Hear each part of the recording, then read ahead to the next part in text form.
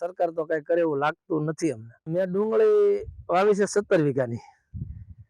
ગયા વર્ષે મેં વાવી હતી 7-8 વીઘાની. ગયા વર્ષે ડુંગળી પણ થઈ અને બજારે સારા મળ્યા, એટલે આ વખતે અમને થોડુંક સારું કે ડુંગળીનું વાવેતર કરી તો અમે 17 વીઘામાં વાવી.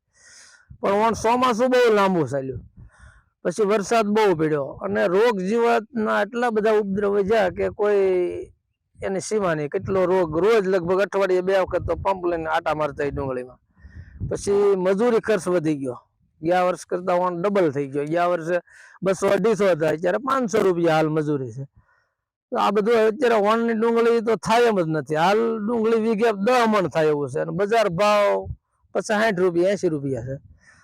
તો હવે આ ડુંગળીની યાર્ડમાં તો કેમ લઈ જાય? યાર્ડમાં લઈ જાય તો અત્યારે ખેવાનો ખર્ચો થાય એ ઉભો નથી થતો. તો હવે તો આમાં તો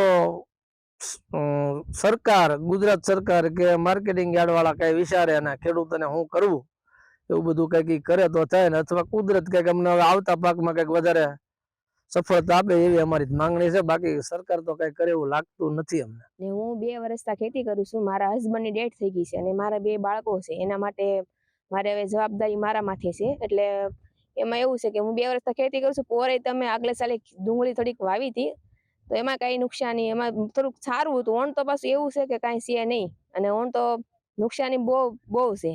સરકાર પાસે એટલી માંગ છે કે તમે હવે આમાં કંઈક અમને સપોર્ટ આપો, એક સહાય આપો અને માર્કેટિંગ યાર્ડમાં લઈ જઈએ તો અમને એટલા પૂરતા ભાવે મળતા નથી. જ્યાં પોગાડી એટલા અમને પૂરતા ભાવ મળતા નથી. તો અમારી કંઈક કામ સહાય કરો એમ, એટલી માંગણી છે અમારી. ગયા વર્ષમાં મેં 3 વીઘાની ડુંગળી કરી હતી. આ વર્ષે મેં 10 વીઘાની ડુંગળી કરી છે.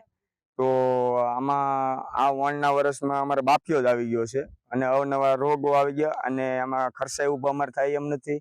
અને બીજા નંબરમાં કે માર્કેટિંગ યાર્ડવાળા અથવા સરકાર કોઈ જાતનો અમારો કોઈ રસ્તો જ આપીએ કેમ છે નહીં ને આમાં અમારે મરી ગયેલા જ છે. આમાં અમારે કઈ રીતે ભેગું કરવું? સરકાર પાસે માંગ એ છે કે ખેડૂત વિશે થોડીક નજર કરે, થોડીક જાજી નહીં, ખેડૂત વિશે થોડીક તો નજર કરે એમ.